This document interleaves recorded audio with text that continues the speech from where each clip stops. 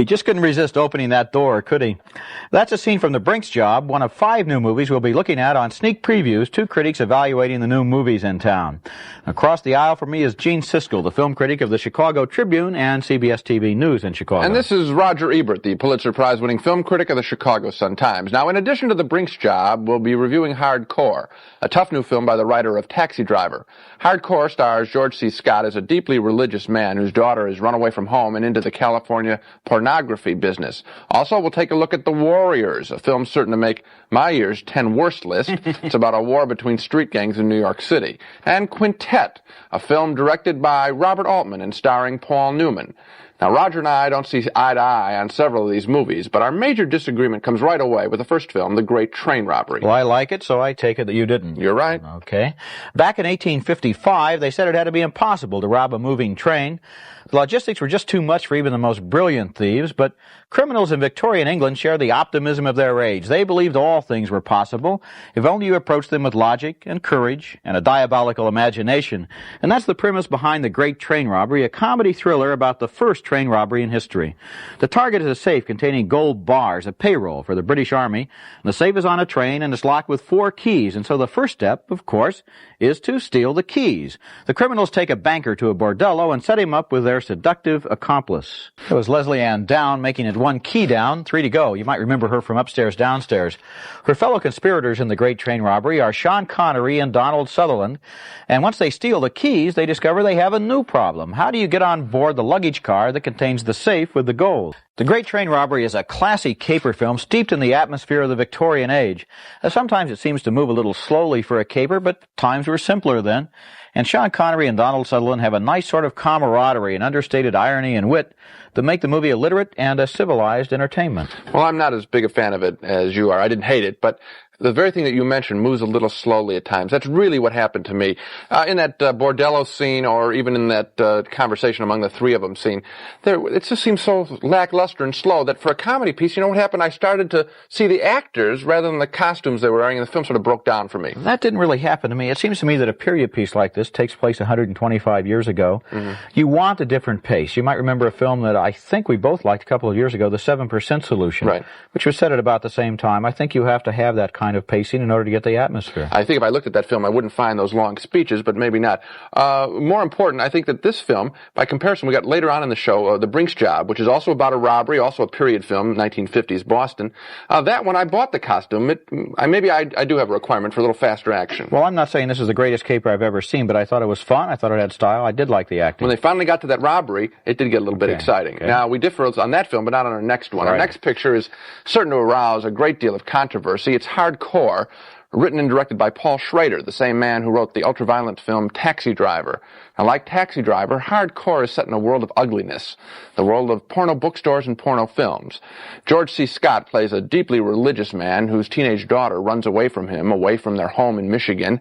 She never comes back after she visits Southern California for a religious convention. So Scott hires a private detective, played by Peter Boyle, to find her, and Boyle does, sort of. He discovers that Scott's daughter is caught up in the porno game. She's made a hardcore, rough skin flick. And in a porno shop, Boyle shows Scott the film, and it nearly destroys him. Now he's really desperate to find his daughter. George C. Scott is about to enter a world that's really going to knock him for a loop. And many of the films written by Paul Schrader give us a man with traditional values coming up against the new permissiveness, which seemingly has very few values. Later in the film, Scott enlists the aid of a young prostitute, Susan Hubley, to help him find his daughter. And their different value systems clash in a beautifully written scene. That's a very unusual scene for a film in the 70s. Terrific there, seeing people talk about personal feelings. Usually in movies these days we get people being hit by objects. That's terrific writing in that scene. It captures the rage, I suspect, of many people that they feel toward things new, cheap, and sexy. Hardcore is a shocking, foul-mouthed, violent, properly R-rated film, but it's a worthwhile, provocative discussion of values old and new. I liked it a lot, except for its slapdash ending. Hardcore is fascinating, I think, when it contrasts the religious world of George C. Scott with the grungy, violent world of the California porno scene. Scott is really good in this film because he makes the character work. Here is somebody who, in the hands of another actor, could have seemed to be prudish or uptight. Yes.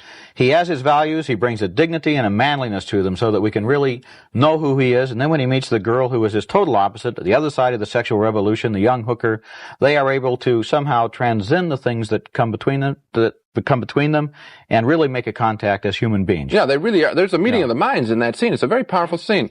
I think people may be surprised by the film. We didn't show obviously the rough, explicit sex stuff in the movie, and people may be shocked by this. Don't you think somebody going to see a movie called Hardcore would be kind of braced before they walked in? Well, they should be, and that's that term is an inside porno business term, hardcore. I think that also in the film is sort of shocking is the way the film goes after extreme religion. The film is, in terms of extreme behavior, tries to draw some links and connections that people might find kind of rough. So it's a film of real ideas. It's another good film by Paul Schrader, who wrote Taxi Driver and who directed Blue Collar and who is really dealing with important American issues. So that's Hardcore. Our next film is by Robert Altman. And one thing you've got to say about Robert Altman is he's a filmmaker who never makes the same movie twice. It's like he starts at ground zero and moves out in different directions every time. He makes a war comedy like MASH, or a Western, a detective film, or a slice of American life like Nashville. And now with Quintet, his latest film, he moves into a territory so alien and uncharted that even Altman himself seems to be flying on instruments. This movie takes place in the future when a new ice age has enveloped the Earth, and the survivors play their own sort of deadly game. The game is called Quintet, and when you play it, it's best to go armed with a knife. That was Paul Newman playing the game of Quintet with B.B. Anderson. The game and the players occupy a building in an abandoned city. In fact, the movie was shot last winter in what's left over from Montreal's Expo 67. Altman does a brilliant job of creating his future world, but he's not nearly as successful when he tries to make sense out of the deadly Quintet game. At first, we can't figure out what's going on. And then when we finally do, the story turns out to be not nearly as interesting as the world it takes place in. These are strange and brave people living in a bizarre society, and somehow we get the feeling that they just wouldn't have the time for the artificial mysteries of a game. Right. You know what I think happened? Robert Altman sabotaged his own film. He created a world too interesting to contain people this simple. Yes, I even maybe disliked it more than you did. I couldn't understand the game, didn't know what people were trying to accomplish. And also, I didn't find the world that interesting that he created. I thought it's the standard sci-fi world, bombed out city, people, scavengers, and dogs running around eating people. I didn't think anything was special about the world. Well, the world, the idea for the world might have been right out of other movies we've seen or novels that we've read, but the way he visualized it kind of captured me. The photography, the visual strategy, the art direction made it very real. I felt cold when I watched it. Well, it's all surface stuff, though, because I think what's really wrong with this picture is that we don't care about any of the characters. I don't even know if he cares about them. I didn't care about them. You know, the funny thing is, in almost all of Altman's films, whether they're good or bad, whether we like them or not, they're jammed from wall to wall with a lot of life, with a lot of people. Think about McCabe and Mrs. Miller or Nashville. This film didn't have anyone that I really cared about or that I would remember, I suppose, this time next year. Yeah, well, our next film is different because it has a character is full of life, I think. In 1950, 7 Boston area criminals pulled off what was then the biggest cash robbery in American history. More than $2.5 million taken from the safe of the Brinks Armored Car Company. Now, when we hear about a crime like that, we expect it to be a razzle-dazzle affair pulled off by criminal masterminds. Well, in fact, the Brinks robbery was a simple, old-fashioned heist because the Brinks company had lousy security for its corporate safe. The thieves, a bunch of small-timers, were simply walking in, and they took the money. How small-time were the crooks? Well, in the film's first robbery, Peter Falk leads his buddies on a safe-cracking job inside a meat-packing house. Nobody in here but us chickens. Falk eventually beats that rap, and emboldened, he and his buddies then knock off a couple of Brinks trucks on the street. And that proves to be so easy, he then conceives of a plan to rob the main Brinks safe. He talks about his dream robbery with his wife, Jenna Rollins, over dinner in a restaurant. He's irresistible there. This is a very gentle, often whimsical movie. It's a nostalgia piece about the 50s, a love letter to a more simple time of crime when people weren't getting hurt by crime so much. The Brinks Job is by no means a great film, but I found it charming, well acted, and dedicated to the principle that deep inside most of us, there's a part of us that would really get a kick out of knocking off a bank. I walked out of the theater and I saw a bank sign and I thought about it a little bit. I'm sure you did. You just want to star in that machine that takes pictures of the robbers. No. I'll tell you, this film does have two things that you don't often find in the same film. First of all, the characters are terrific. I mean, they are characters, you know, the talk, you know, the dialogue, the period and everything. I've never seen Peter Falk do a better job of acting. And at the same time in the film, the director, William Friedkin, makes it very clear how they're going to do the Brinks job. We know how they're going to get in, how they're going to get out, what they're going to do while they're there. And he accomplishes all of that without giving us one of those, you know, in most of these films where you have the chalk talk and the X's and the arrows and everything. He doesn't do that at all. One thing, people hear the name William Friedkin, they know he directed The French Connection. This is not a rough chase picture. Very gentle, very whimsical. It really works. It's magic on you. It's a comedy. It's fun. Yeah. I enjoyed myself. That's more than I can say for the next film. The Warriors is one of those movies that isn't successful and it doesn't work, and yet I have to give it its due. It has a strange fascination all the same. We're never convinced by what we see, but still we're curious about what's going to happen next. The movie is a harsh and violent allegory about New York street gangs, and especially about a gang named the Warriors. Now, at the beginning of the movie, the Warriors attend a mass meeting of all the city's gangs, and when the leader of the meeting is assassinated in the middle of his speech, the Warriors are framed for the murder. So somehow they've got to get all the way back across the city to their home turf. There's a bounty on their heads, and every gang and every cop in town is looking for them. Well, they get separated, and one of the Warriors runs into a girl they've kidnapped from another gang, dancing nimbly past the third rail. Those actors don't talk or look like street people, and the movie isn't very realistic. Maybe it's not meant to be. I suppose the actors are players in an allegory that uses the whole city as a violent stage, etc., and so on, and the streets are almost totally deserted. They're empty except for the gangs and the cops, and we can't accept either of those sides as real human beings. They're fighting machines caught in a war of phony symbols. The movie finally becomes so artificial, so stylized, and so mannered that it's more of a distraction than an adventure. We're left with a paradox, though. It's not good, but somehow it's not boring. Well, I'm with you that it's not a very successful film. I found it actually laughable. Some of the dialogue, I tell you, it reminded me of those old 60s cycle films, you know, where the guys revving up their motors. It was laughable, and then it had these high-flown pretensions.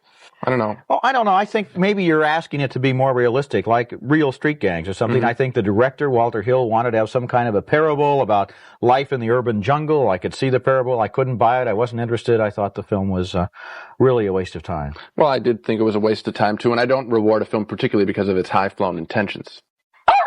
Hello, Spot the Wonder Dog. Every time we see Spot on the balcony, that means it's time for Dog of the Week, where each of us picks the week's worst movies. These films are even worse than The Warriors. Roger, My Dog is Secrets, a confusing, supposedly meaningful English love story that is being billed in some cities as a new film starring Jacqueline Bisset, the beautiful star of The Deep and The Greek Tycoon. Well, Secrets isn't a new film. It was made several years ago, and the only reason it's being brought back to theaters now is that Bisset has a sex scene in the movie where you can see her naked body. The scene lasts about 3 or 4 minutes. She made it before she became a star, and now some Sharpie distributors are trying to capitalize on her bare chest.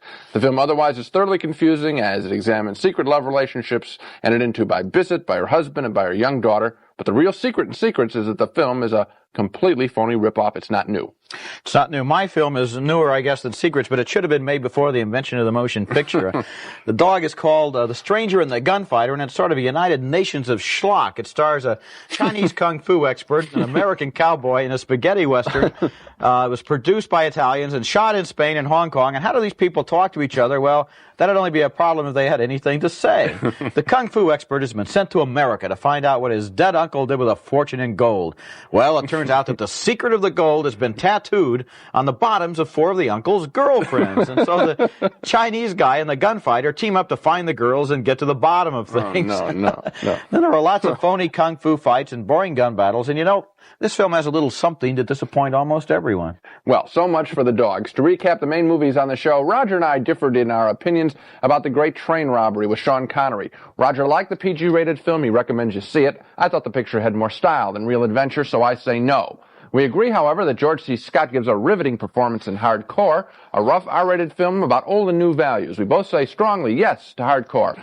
We both agree that Robert Altman's new movie Quintet with Paul Newman is a mystifying, futuristic mess. A double no for that. We both agree that The Brinks Job is a well-made caper film with wonderful character acting and contagious good humor. And we also agree that the New York City gang fight film The Warriors is destroyed by overwrought symbolism and is more laughable than frightening. Okay, that's it for this show. Next time, we'll take a look at Agatha, starring Vanessa Redgrave and Dustin Hoffman, and a puzzling mystery about Agatha Christie. Norma Ray with Beau Bridges and Sally Fields, and the North Avenue Irregulars, a new comedy from Walt Disney. Until then, we'll see you at the movies.